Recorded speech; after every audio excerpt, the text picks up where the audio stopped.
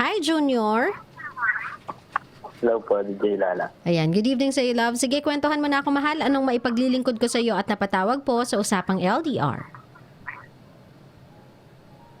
Ganito po kasi yung DJ Lala. Almost 4 months na kami break ng last ex ko. Okay. Tapos hanggang ngayon, parang di pa rin po ako makamove on. Mahal ko pa rin po siya. Okay, ba't ba kayo nag-break? Eh, ganito po kasi yun. Taga-Basilan po ako. Tapos siya taga-Zamboanga City. Okay. Tapos may nag-assess, bale, senior high school, nag-assessment po kami sa Zamboanga City. Okay. Bale, ex ko na po siya dati. Tapos dinalaw niya ako doon sa assessment center namin sa Zamboanga. Mm. Tapos doon po, nagkabalikan po kami. Okay. So, pagka okay naman po kami doon, halos gabi-gabi niya po akong binibisita doon. Mm. Tapos, wala po talagang problema dito, Lala, nung nandun pa ako sa Zamboanga. So, pagkatapos po ng assessment namin, pag-uwi na po namin ng Basilan, medyo after a month, siguro okay pa po. Pero nung dumaan na po yung mga almost 1 month na ganun, parang nanlalamig na po siya. Okay.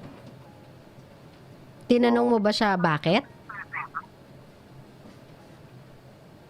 Opo, parang bata nga po ako na sinasabi ko po sa kanya na huwag niya akong iiwan ganun. Mm. Tapos parang napipil niyo po talaga na kahit kayong dalawa pero parang ako na lang po yung lumalaban pero di ko po siya iniwan. Okay. So, Nung first time kayo nag-break, love, anong dahilan? Wala po. Yung first time naging kami, via Facebook lang po yun. Social media lang po. Yeah, kahit na. Bakit kayo nag-break nung unang beses? Kasi sabi mo before kayo nagkabalikan for the second time around, kayo na dati, ex mo siya eh. So what happened before? Opo. So, ganun po. Yung parang hindi ko po talaga sineryoso kasi sa social media lang po.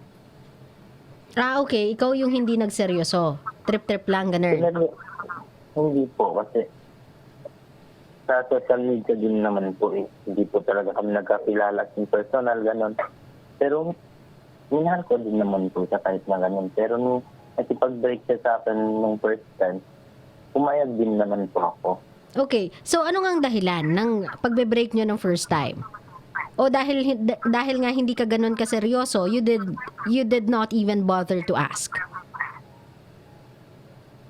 Opo, kasi malayo din naman po. So hindi ka na lang din nagtanong? Opo, pero nung second time talaga po, yung sobrang nasaktan po talaga ako hanggang ngayon. Oh, so basically, nung first time kayo naghiwalay, ikaw yung walang pakialam. Ikaw yung parang siya. Kebs. Hindi po. Binibigyan ko naman po siya ng oras. Halos kami naman po gano'n.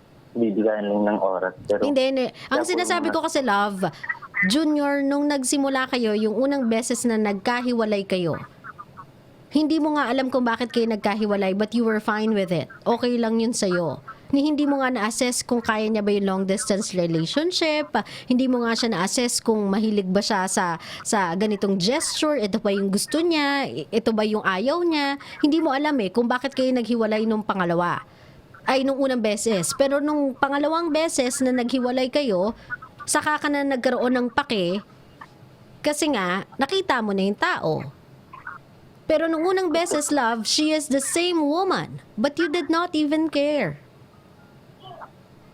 So parang ngayon ang napapansin ko kasi parang quits eh. Alam mo yun? Nung una, ikaw yung walang pakialam. Siya yung nakipag-break siya sa'yo dahil wala siyang nararamdaman from you. Alam mo yun, walang kahit ano, parang walang remorse. Sabi mo nga, di mo masyadong sineryoso. Siguro na dama niya yun. Ngayon, sa ikalawang pagkakataon, siya yung nagparamdam sa'yo ng bagay na pinaramdam mo sa kanya nung una. Hindi, Hindi ka makapagsalita, hindi naman no? Mhm. okay naman po kasi nung una, nung nasa Zamboanga pa ako. Yun nga. Love, okay ka kasi kapag nung nakita mo na siya, okay na kayo. Kumbaga, okay na sa your relationship nung nagkita na kayo. Pero had it been, hindi kayo nagkita sa Zamboanga kahit alam mong panandalian ka lang nandun, love eh. She has always been in Zamboanga. Nung unang beses pa lang kayo nagkaroon ng relasyon, nasa Zamboanga na siya. Even tong pangalawa, nasa Zamboanga na siya. Ang gusto kong sabihin sa iyo, Junior, nung unang beses kasi, ipinaramdam mo kay ate na dahil over chat lang ito, hindi mo sineryoso.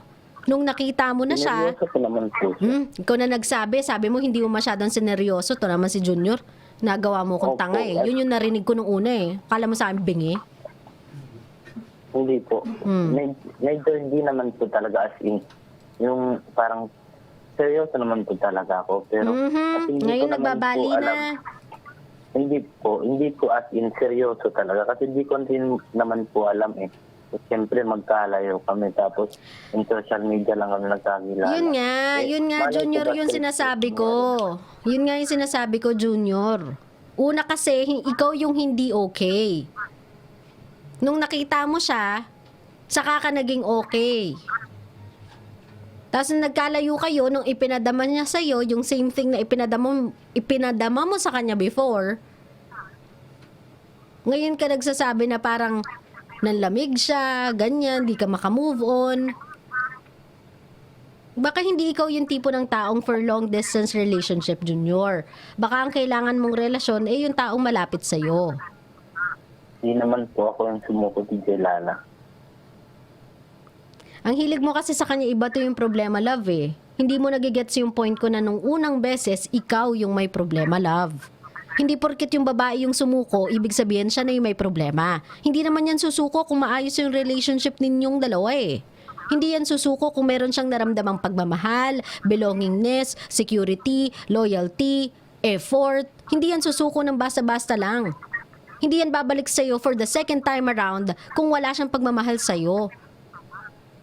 Kaya nga sinasabi ko sa'yo, maybe nung simula kasi, ikaw yung parang feeling ko ng trip. Kaya nung nakipaghiwalay siya at wala kang ginawa, ngayon bumabalik sa'yo yung karma, ikaw yung nasasaktan, ikaw ngayon yung pumipiyok, ikaw yung kumakahol. Nagigets mo ko? Hindi lahat ng nakikipaghiwalay, sila yung masama. Minsan kaya sila kumakalas kasi hindi mo alam kung ilang beses pa nilang sinabi sa mga sarili nila na sige, kaya ko pa, kaya ko pa, kaya ko pa, kahit ang sakit na. Hindi po kasi yung ang masakit lang po sa akin kasi nag-break kami. Yung mansari namin January 5. Tapos yung first month sana namin. Tapos nag-break kami January 7. Tapos nagka-boyfriend siya January 4. Okay. So, anong ibig po sabihin nun si Lala? Ayaw niya na. Pinaikot niya lang po ako. Lakas ng loob mo kasi ikaw ngayon yung nasa receiving end eh. Hindi ko sinasabi kuya na walang kasalanan si ate ah. Don't get me wrong. Ang ayoko lang yung naghuhugas kamay ka na parang ang linis-linis ng kamay mo, wala kang bahid, wala kang dungis. Kasi nadulas ka na nung unang beses eh. Nasa unang beses, hindi ka masyadong seryoso kasi hindi pa naman kayo nagkikita. Kaya nung naghiwalay kayo, okay lang sa'yo. Yun yung pagkakakwento mo kuya, exactly ganon. Wala akong sinasabi na wala siyang mali doon sa ginagawa niya. Yes, given, merong kasalanan si ate. Yes, given, may pagkakamali si ate. Yes, given, may pagkamalandi si ate doon. Sige, given yun. Pero wag ka mag-pretend sa harapan ko na parang wala kang ginawang masama. Na parang ang linis-linis mo. Parang the whole time, sa relationship ninyo, yung 2 beses no, napakalinis mo. Yun yung wag ka mag-pretend sa harapan ko, kuya. Kasi doon ako nabubuisit. Naintindihan mo ko? Huwag ka magmalinis, kapatid. Huwag ganyan. Huwag mo kong daanin sa ganyan. Nasa iyo naman yung simpatya ko eh. Kasi dito sa pagkakataong to, si ate naman talaga yung mali eh. Pero huwag ka magmalinis. Mas ma-appreciate ko pa kung aaminin mo na sa unang beses po, kasalanan ko po yun. Pero ito pong pangalawa, dito po talaga ako nasaktan. Yan, maintindihan ko. Opo, inaamin ko rin naman po. Ngayon mo na lang inamin yan, dear. Kasi nga, na-pinpoint na kita eh. Kumbaga sa polis nahuli na kita sa akto eh. So ganito na lang, mahal. Huwag mo nang itry i-interpret kung anong ibig sabihin ng ginawa ni ate. Walang ibig sabihin yun, mahal. Ganun lang talaga siya kalandi. Na hindi niya kayang walang lalaki sa tabi niya. Alam mo yon? Gusto niya laging kasama niya yung boyfriend niya. Siguro gusto niya laging okay sila ng boyfriend niya every time na kasama niya yung boyfriend niya. Maybe si ate is not really the type of person na built for long distance type of relationship. Opo, ganun din yung sinabi niya sa akin. Yun naman pala, in-explain niya naman pala sa'yo eh. Then, bakit ka nagtatanong sa akin? Kung anong ibig sabihin nun? Sabi niya na hindi daw niya kaya ng long distance relationship, ganun. Oh. Nung una naman, kinaya niya. Nung una, kuya, di ba nag-break kayo? Alin ang kinaya doon? Opo, at umabot kami ng almost 4 months. 4 months lang yun, kapatid. Yung 2 months doon talagang titiisin mo kasi bago pa lang kayo nun eh. Sarap pa nun sa feeling eh. Kilig-kilig pa yun eh. Nasa hype pa yung mga kakiligan ninyo eh. Mga tipong atat na atat ka pang buksan yung cellphone mo pagising mo. Yun eh. Yun yung unang 2 buwan ng relationship. Lahat dumaan dyan. Pero hindi dahil naka 4 months kayo, ang tagal na nun. Kuya, hello. Iba nga taon silang long distance relationship, naghihiwalay, di talaga kaya eh. Yun yung sumubok. Pero si ate, simula pa lang, alam niya na sa sarili niya, hindi niya talaga kaya yung long distance type of relationship. So, in-explain niya naman pala talaga sa'yo kung ba't siya nakipaghiwalay. Hindi niya kaya, love. Baka kailangan mo na tanggapin sa sarili mo na hindi talaga yun yung klase ng relationship na kaya ninyong dalawa. Kasi obviously, si ate cannot bear or cannot stand yung idea ng long distance relationship. Gusto niya, yung boyfriend niya ay physically present sa kanya. Naintindihan mo ko, love? Opo, di po na. Wag mo na nang ipilot yung ayaw ni ate. Kasi wala tayong magagawa dun, love eh.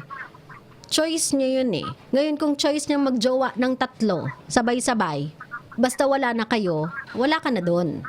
Labas ka na dun. Magkakaroon ka lang ng pakialam or magkakaroon ka lang ng damay sa issue na yon kung kasabay mo yung lalaki. Kung kasabay mo yung ibang lalaki. Pero hindi eh.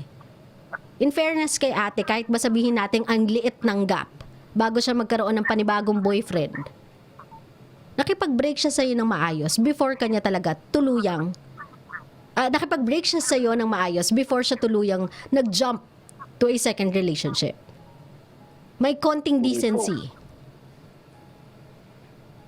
Kasi nakipag-break po siya sa akin January 7 and nagka-boyfriend siya January 4. Ano? Nakipag-break po siya sa akin January 7. Tapos yun po yung sinasabi niya na hindi niya daw po kaya ng LDR. Nagka-boyfriend nga po siya January 4. Paano mo naramang nagkaroon siya ng boyfriend January 4? Ini-stop ko po yung account niya kahit naka-block na po ako. Yung gumagamit po ako ng ibang account. Nandun po sa bio niya yung Paano kung hindi niya lang alam kung anong date yon? yung Ako nga nagka-jowa minsan, hindi ko alam kung anong araw kami nag-on eh. Gawa-gawa na lang akong number, ginawa kong 18 kahit di naman talaga.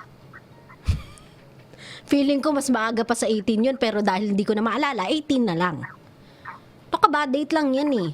Tsaka ilan araw lang yung pagitan, kuya? 3 lang. Matatanggap ko yung ipinuputok ng butse mo kung yung pagitan ng araw ay tipong 2 linggo. Huwag ka mag-type. Naiintindihan mo ako, love? Kuya? hello po. Naiintindihan mo ba ako? Kasi kahit magtalo tayo ngayon sa date, wala rin namang patutunguhan to, kuya eh. Ayaw niya na sa'yo. Tanggapin mo yon. Ayaw niya na sa'yo, kailangan mo nang mag-move on. Wala ka nang kailangang hanapin pa sa kanyang explanation kasi sinabi niya sa'yong malinaw na malinaw, kuya, na ayaw niya ng long distance relationship, hindi niya kaya. Naiintindihan mo? Opo. Ngayon, kung meron kang gustong sabihin kay ate bilang pamamaalam Na sige na, maging masaya ka na sa buhay mo. Ngayong alam ko na ayaw mo talaga ng long distance relationship, hindi ko na ipipilit pa. Anong gusto mo sabihin kay ate? Ah. Pag gusto mo pang bumalik, hindi ko. Hoy! Ano ba yan? Hindi niya nga kaya eh. Ito naman si kuya, parang di ka naman nakakaintindi. Ano ba? Nagsayang ba ako ng 30 minutes ng pakikipag-usap sa'yo, love? Nagsayang lang ba ako ng oras? Ano yung mensahe mo? Kung gusto mo pang bumalik, andito lang ako. Hindi nga kaya, Chong eh. Ano pang babalik sa'yo? And even if bumalik siya sa'yo, hindi niya nga kaya. Nakadalawa na kayo. Pag nag-strike 3, bingo na kayo. Let go na, kuya. Huwag mo na siyang asahang bumalik. At huwag mo nang asahang mag-work pa yung relationship ninyo kasi hindi nyo nga kaya parehas ang LDR. Huwag nyong ipilit sa inyo ang LDR. Hindi nyo kaya. Naiintindihan mo ko?